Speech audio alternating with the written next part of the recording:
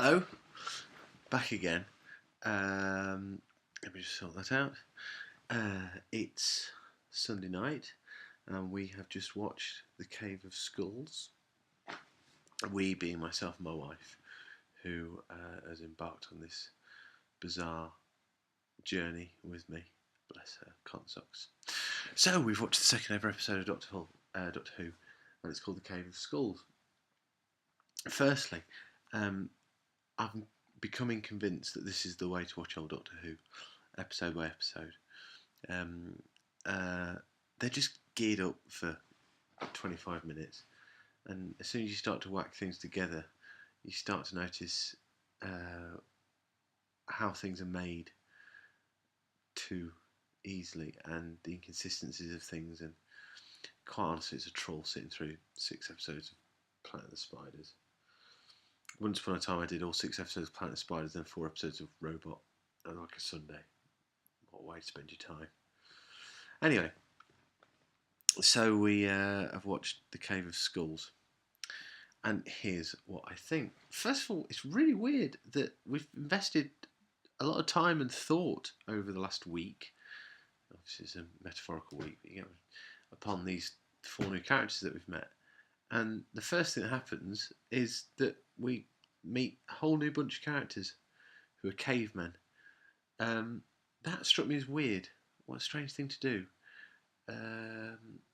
But maybe that's a statement of intent. That's a declaration of something or other, that we just drop into these new worlds. Also, I have to bear in mind the educational remit. Though I'm not entirely sure what research had gone into how cavemen hung out back in the day. Whether they looked at some old Pathé film or something. But maybe that's why we had such a big focus on the cavemen to begin with.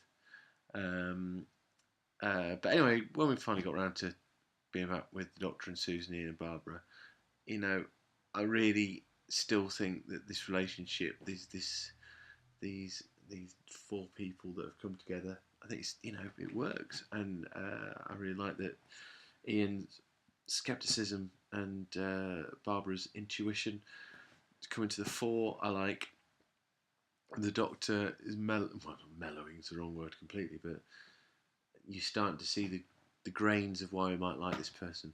Susan has moments of unearthliness, which works, but already is spending a lot of time screaming. Her scream is very annoying. I think some companions scream very well. Susan just winds me up. Anyway, so that's still very positive. I'm liking it. On a wider note, there's again 3 locations in this, and maybe even 5 scenes, 4 scenes. In 25 minutes of Doctor Who these days, you get 25 things happening, 50 things happening. You get more quotable lines. Just go bang, bang, bang, bang, bang. In this, 3 things happen.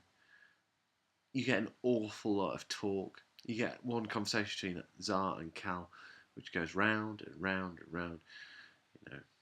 I will learn how to make fire. You haven't made fire. I'll bring you bears. I'll bring you more bears, but I'll make fire. But you haven't made fire, but we'll freeze. But it's just like, what?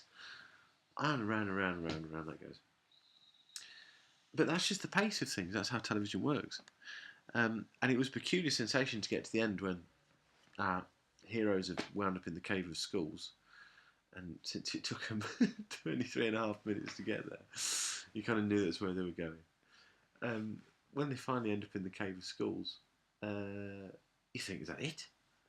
So seriously, the Doctor's been captured, and then everyone else has been captured, and that's it? So the pacing is very weird. It's very weird to get used to. And again, this chimes in why 25 minutes works. I'm not saying it wasn't entertaining. It was entertaining, and I think it was well acted. I think the different characters, the cavemen, came through well, and that shock of the new being 100,000 years BC or whatever, is great and works very, very well. But my God, there's a lot of talking. I didn't even think cavemen could talk. I thought they just grunted. Live and learn. Anyway, so it was an episode full of exposition. We got a few tit-bitty facts, like the chameleon circuit, things like that. But you kind of feel as if the educational side of Doctor Who, as was, overweighed what I want, and I'm guessing what a lot of the audience wanted was, what the chuff's this police box doing? You know, things like dangling the it hasn't changed thing in front of you, and then that just going nowhere. You know, just being an aside. Kind of feel as if the guidance wasn't pointing in the direction perhaps we wanted it to. But that's okay. It was good. It was fine. I enjoyed it. I really enjoyed it. I've been really looking forward to it, actually. I was tempted to watch it last night, but we didn't, because I'm trying to give it 3 or 4 days in between to mimic as best I can a week. Other bits and bats I liked. I really liked the way he was making fire. Hold on. The premise is that this guy needs to make fire to prove that he's a leader. And he gets a bone and rubs it in his hands like that. I love that. That's cool. You know, it's obvious why it's happened.